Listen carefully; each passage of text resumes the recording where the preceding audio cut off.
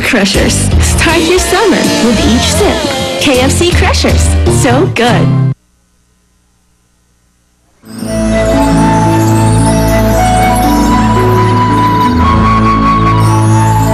Mabuhay! Hello, everybody! Ako po, may kasabihan po tayo. Ang batang malikot, madalas naririnig.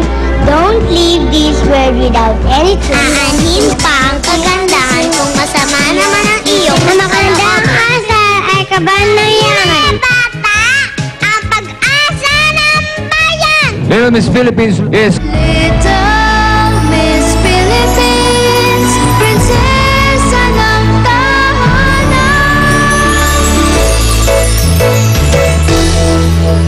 Sa bawat sulyap, sa bawat halik, dama mo ang pag-ibig.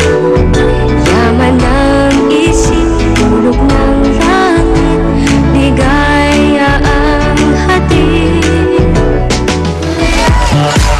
Ayan na! Dahil po sa napakarami talagang nagre-request na ibalik ito ng Eat Bulaga at talagang napakadaming talented na mga Little Miss. Kaya ibinalik na namin ang Little Miss Philippines 2012. Ayun na nga! Ang dami nag-aabang niyan. Kaya sa lahat ng mga nanay na may anak na 6 years old and below, sa Lunes na po, March 19 ang umpisa ng registration para po yan sa magaganda at mga talented ninyo mga anak na gusto nyo isali sa Little Miss Philippines 2012. Pwede po kayong mag-download ng application form sa aming pong official website. Inuulit po namin ang application form.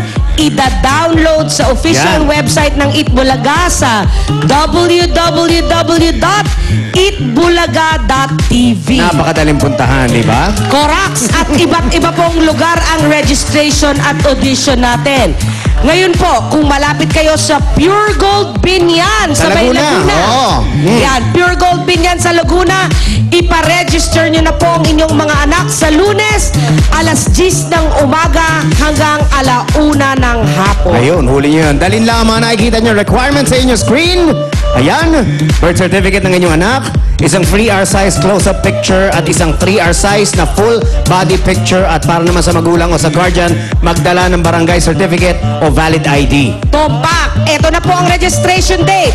Sa March 19 sa Lunes na po yan, Pure Gold Binyan, Laguna, 10 a.m. to 1 p.m. I-download nyo ng application form sa website ng Eat Bulaga para madala ninyo. Ayan, eto naman ang dating Little Miss Philippines. Oh no!